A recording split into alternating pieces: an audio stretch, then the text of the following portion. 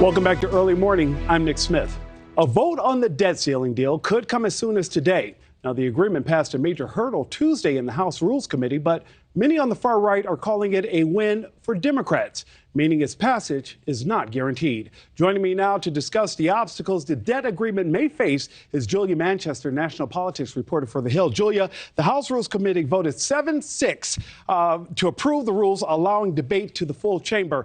What are you thinking here? The deal cleared that hurdle last night, but is it still early to think this is a done deal?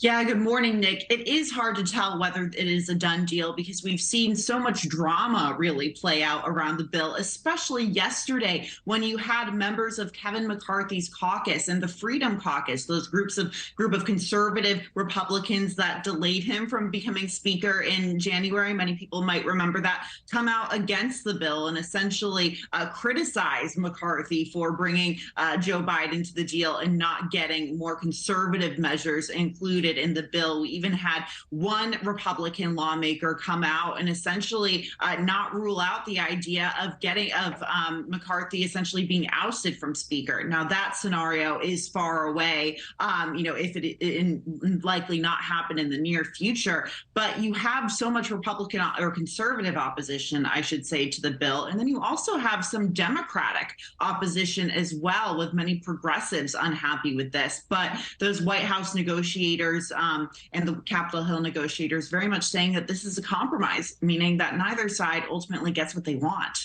And Julia, all 4 Democrats on the House Rules Committee voted against the deal. Is that a sign there could be more Democrats who vote against this deal?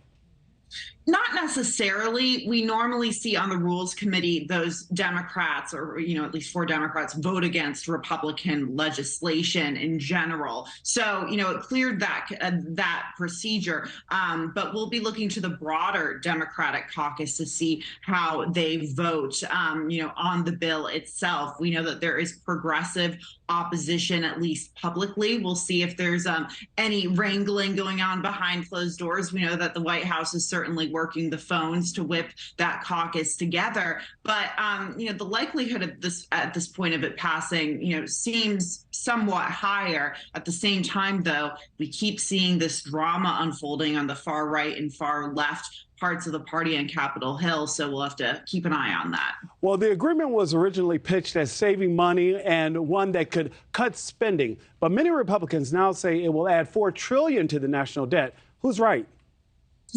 So we do know that the bill does cut discretionary spending, non-defense discretionary spending, and there are spending caps in place. But I think a lot of these Republicans say it doesn't go far enough, and it could be easy for Congress to essentially ignore some of these, spending caps or, limits on spending. That's their fear. But what's ironic is that on the other side of the aisle, you have progressives saying it doesn't go far enough, that it doesn't expand SNAP benefits, for example. That's one of the chief, complaints from progressives and some Democrats right now. So you're seeing criticism from both sides of the aisle on this.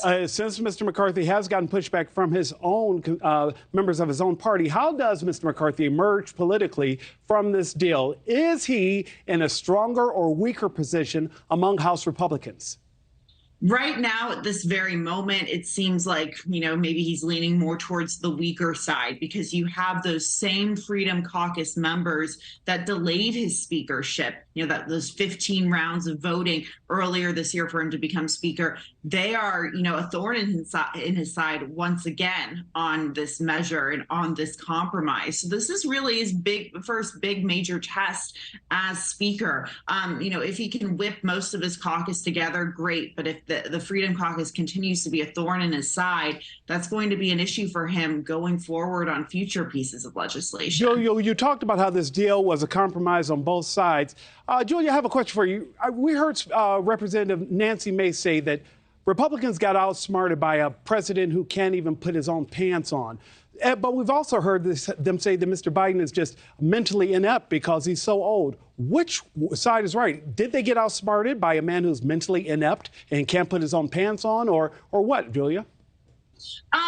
Look, I think that was definitely Nancy Mace certainly taking a political jab at Joe Biden, talking about his age. A lot of Republicans use that against the president. Look, they were also, Biden has an entire team around him. And I think also Republicans and Kevin McCarthy's team would argue that they got Biden to the negotiating table on this. Earlier this year, Joe Biden did not want to negotiate with Republicans on this. So, it depends how you look at it. But I think if you're a Republican, there's pros and cons on either side about getting Biden to the negotiating table in general.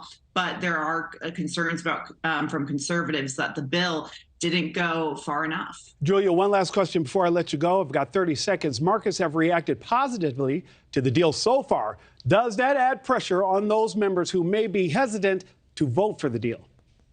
It does a little bit, and it shows that markets were very much hoping for a deal. I mean, the idea of catastrophic default is certainly enough to make markets and those in the financial sector very, very nervous. So it does a little bit put a little bit of pressure, I would say, but we'll have to see. I think a lot of these members are thinking of their own political considerations as well.